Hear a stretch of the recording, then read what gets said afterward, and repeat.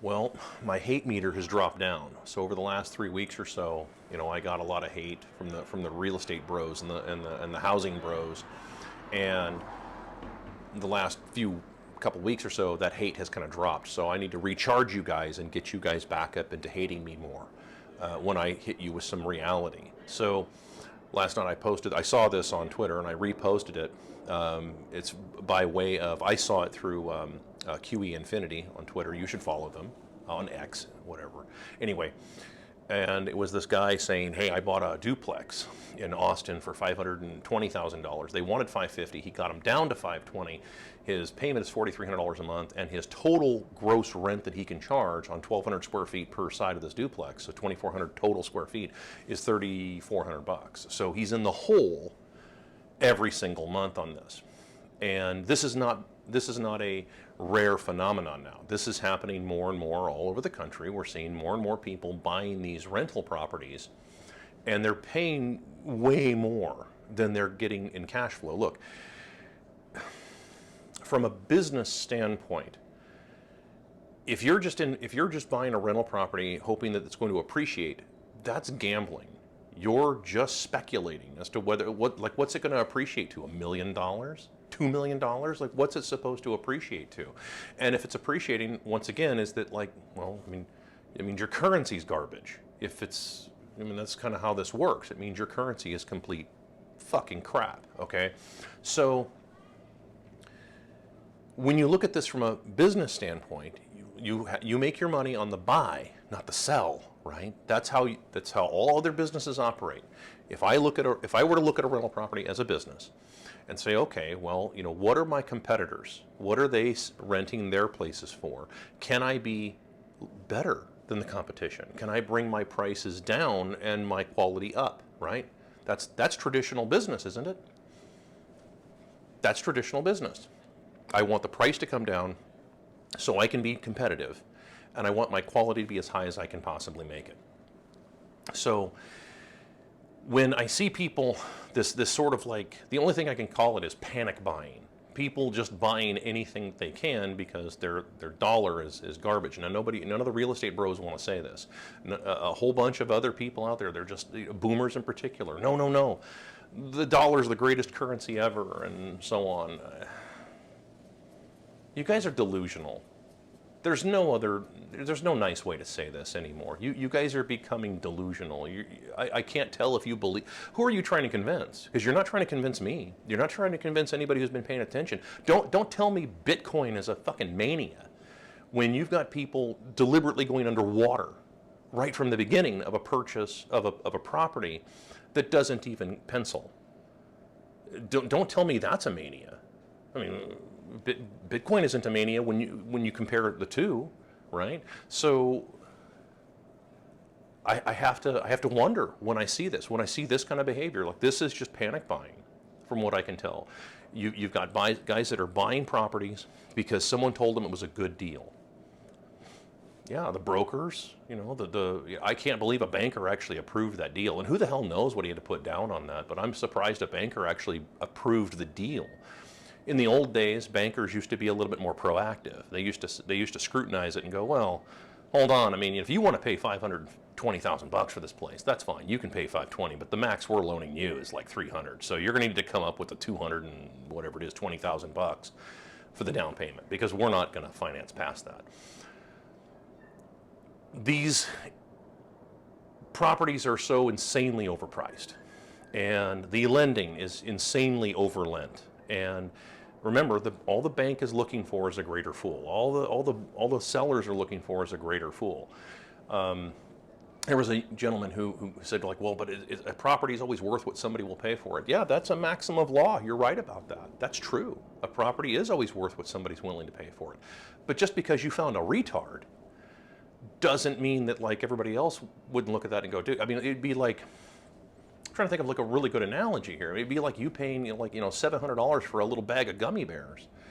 Everybody else in the room would probably go, dude, we're not giving you $700 for a bag of gummy bears. I don't care how good the gummy bears are. We're just not going to do it. So when I see something like this that goes beyond the idea of of a sound business decision, right? The sound business decision is you make your money on the buy, not the sell, meaning that you have to buy it right so that way you can actually run it like a business, meaning you can factor in all of your costs. You also have to factor in cost of capital, because if you put money down on it, you've got to factor in your cost of capital, your return, not the return on your money, but the return of your money. Then you can worry about a return on your money. If you guys are buying properties based on the idea that it's just going to appreciate, that's speculation.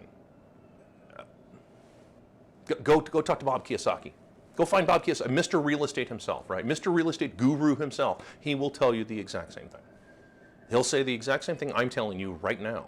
And he said it, what, 20 years ago he was saying this. 20, 30 years ago he was saying this. Like, no, that's not why you buy a property. You buy it because it makes financial sense to buy it. Not just because you're panicked. And for those of you that are kind of young, maybe I can explain why this is happening. Well, it's because people are running out of options. They're running out of jobs, right? I mean, a lot of the jobs don't pay anything anymore. They're trying to figure out how they can afford to have a life themselves, and they're saying, okay, well, if my job doesn't pay me, if my income isn't worth anything, like it was at Dave Ramsey, him screaming at somebody. I saw this on one of the Dave Ramsey bullshit things that floating across the internet. Him screaming at somebody about the number one thing is your income. Like, yeah, I know, but your income isn't worth anything anymore because your currency's fucking garbage. When your currency becomes fucking garbage, then your income becomes irrelevant.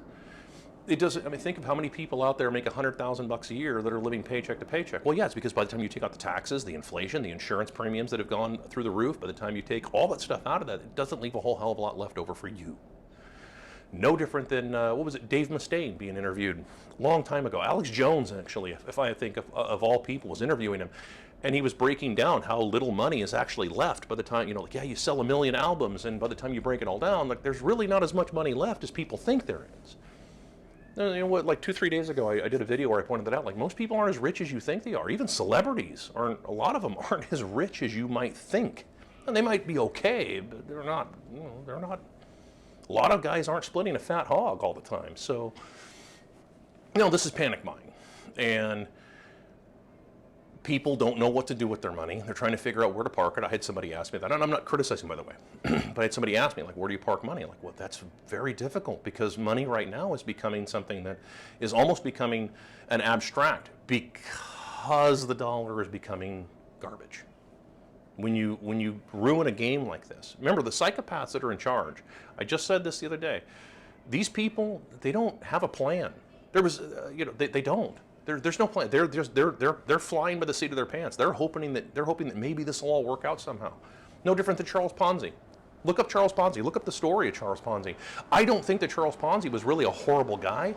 I think he was a guy that really was hoping for a miracle, like for God himself to come out, open the clouds up and come down and rain money upon him or something to pay all these people back, or whatever was going through their head. It's the same thing, I think, is what's going on with most of these people, that are supposedly in charge. I think they're waiting for the heavens to open up and for God to bail them out.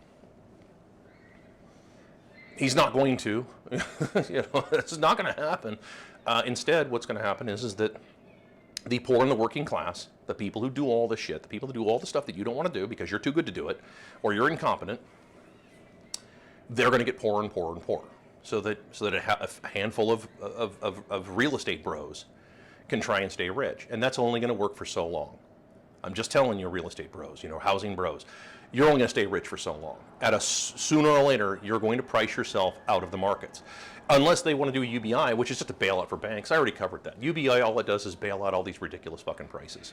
Prices either come down or you just start sending money out to everybody so that they can keep paying your inflated fucking prices, so that you can keep paying higher interest rates, increased insurance premiums, endless amounts of taxes that are probably going to increase now. I mean, that's coming. The tax increases are coming as well, and deal with even bigger inflation. So, fiat garbage currency, it's coming to an end. So there you have it, guys. Don't tell me Bitcoin's a mania when you guys are doing this shit. When I see negative people going in underwater on a rental property, not even trying to get it at a reasonable price. So have fun being broke in the future, guys.